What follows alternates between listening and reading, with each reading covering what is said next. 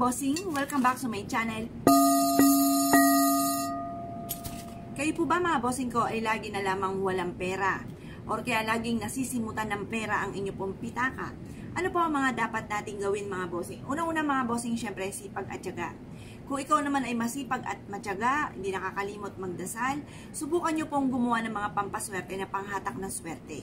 Or kaya po mga bossing, baguhin po natin ang ating sistema. Kung isa ka sa mga ganito ha, yung daing ng daing mga bossing. Kasi wasang daing ng daing ka, ang na-attract ninyo, negatibo. Yung mga kadaing-daing talaga, mas dumadami ang problema. Ngayon po mga bossing ko, mas mainam. Baguhin po natin yung ating sistema. Kung like walang pera, laging simot, ang inyo pong pitaka ay nasisimutan ng pera, bago-baguhin po natin ang ating sistema na paladaing. Kung ikaw ay paladaing, ang gagawin naman po ninyo ay i-reverse ninyo ang mga nakikita ninyo. Halimbawa, nakita nyo wala ng pera. Huwag nyo sabihin, ako'y wala na naman pera. Ganyan. Huwag nyo sasabihin mga bossing. Sabihin nyo, ay, maraming pera ang darating sa akin. Ganun pa mga bossing. Hindi na ako maubusan ng pera. Tapos sabayan nyo ng pampaswerte. Bukod sa inyo po sipag at tiyaga ha. Kasi kung ikaw'y batugan, huwag ka na magtaka na wala kang pera. Pero kung ikaw po ay masipag, madiskarte, at lagi ka pa rin walang pera, abay malaking question mark yan. Kaya dyan papasok naman ang ating mga pampaswerte. Ngayon pa mga bossing, masasabi ko lang, halimbawa ito yung pitaka ninyo na lagi na lang walang pera. O siya mga bossing ko, masasabi ko lamang, bukod sa pwede natin lagyan ito ng dahon ng laurel sa loob mga bossing ko, ay pwede nyo rin po itong tambalan mga bossing ko ng asin at saka bawang. Pwede rin po yun. Depende sa gusto po ninyo mga bossing. Kaya tayo gumagawa ng ganito mga bossing ko, ay dyan po gumagana yung ating law of attraction. Kapag naisip natin, magkakaroon tayo ng maraming pera dahil dito, yan po, malaking makapangyarihan yung ating isipan at salitain. Kaya mas mainam, ang isipin po natin, simula na nilagay natin to, magkakaroon tayo ng maraming pera, tapos lalo tayo magsisipag. Mapapasin niyo pa mga bossing ko, unang-una, magiging positibo ka sa buhay. Ang taong positibo sa buhay, yan po mga bossing ko, positive din ang mga naa-attract. Kung ikaw ay negative, negative din ang ma-attract ninyo. Kaya mas mainam maging positive ka na lang, makakatulong pa sa buhay ninyo. Subukan niyo pong maging nega. Sabihin niyo lagi na walang pera, kayo ay sobrang hirap, malabo na yumaman. Nako, ewan ko lamang kung hindi kayo ma-depress sa mga pinag-iisip po ninyo at sinasabi po ninyo. Kaya mas mainam po mga bossing ko, sabayan natin ito ng mga pampaswerte para mas maging positibo tayo. May isip natin, ay simula na ngayon dahil ako ay masipag, ako ay matyaga, magkakaroon ako ng maraming pera. Bukod dito sa pampaswerteng ito, ewan ko na lang kung hindi pa ako yumaman.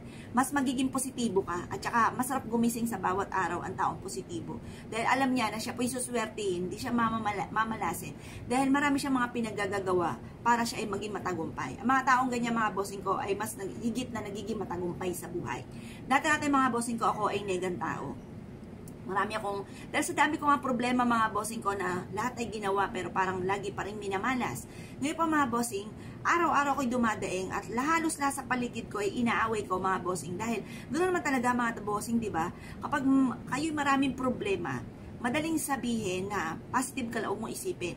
Mahirap gawin dahil lalo-lalo na kung may mga anak po kayo, pamilyado kayo, at marami kang pangarap sa buhay. Ngayon po mga bossing, kapag ikaw ay naging nega, doon ko napatunayan, maaari kang 2 ospital ang mauwian nyo. Kung hindi po hospital sa karamdaman, then maaari kang ma-depress, yun nga po, at saka sa mental hospital, ay maaari ka pang rin magkaroon ng, yun nga po, maaari kang magkaroon ng sakit dahil nga po sa maaring tangayin ka ng mga depression, ng mga problema.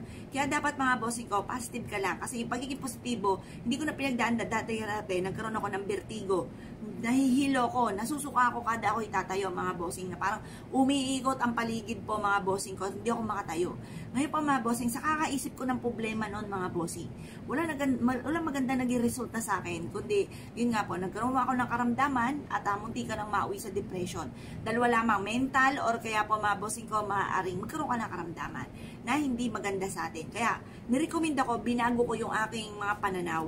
Ang nasa isipan ko noon, hindi laging ganito ang takbo na aming pamumuhay. Parang bumangon bigla ako dahil kawikaan ko, pag ganito nangyari sa akin, lalong walang mangyari at nakakaawa ang aking mga anak. Yun ang lagi ko naiisip. Kawawa mga anak ko, maliliit pa mga anak ko. Yun pa mga bossing, tumayo ako at ako po mga bossing ko, hindi ko siya iniinda. Kahit sobrang sakit na ng aking ulo mga bossing, hindi ko siya iniinda. Tapos nagdadasal lang po ako, nagtapon ng kamalasa, tapos gumawa ako ng pampaswerte. Sa araw-araw mga bossing ko, may mga blessing na dumarating na hindi ko inaasahan.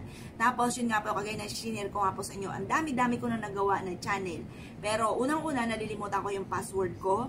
Tapos hindi ako marunong magbuting-ting mga bossing. Ang ending, nakaka-copyright ako. Basta walang magandang naidulot mga bossing. Ang ending, binitawan ko na dahil wala rin nagsusubscribe sa akin mga bossing. Ngayon pa mga bossing, ang ginawa ko, gumawa ko ng mga pampaswerte.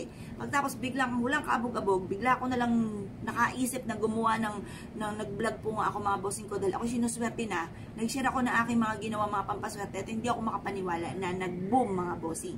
Tapos sinabayan ko rin po ito dahil lagi ko rin wini-wish sa mahal na Panginoon na bigyan lang ako ng isang pagkakataon at hindi ko ito sasayangin at ako talagang gagalingan ko, sisipagan ko. At yun nga po mga bossing ko nagtuloy-tuloy na hanggang sa nagkaroon na rin ako ng sariling negosyo, yung mga ganun mga bossing. Tapos eto pa mga bossing, dumami siya ng dumami. Hanggang ngayon mga bossing, meron akong isang sako na dahon ng laurel at iba't ibang klase ng herbal na nakakatulong na yun nga po sa pampaswerte po namin mga bossing. Kaya kung ka po'y naniniwala at ngayong oras na ito at ikaw po ay merong dahon ng laurel, maglagay ka na sa pitaka ninyo at paulit-ulitin yung sabihin na magkakaroon ako ng maraming pera at magiging matagumpay ako. Walang imposible mga bossing ko, lalo na kung ikaw ay masipag, madiskarte, hindi nakakalimot magdasal at sabayan nyo pa ng mga gantong pampaswerte. Kaya kung kayo pinaniwala at tayo po itong gawin, ay siya mga bossing, good luck po sa iyo po lahat.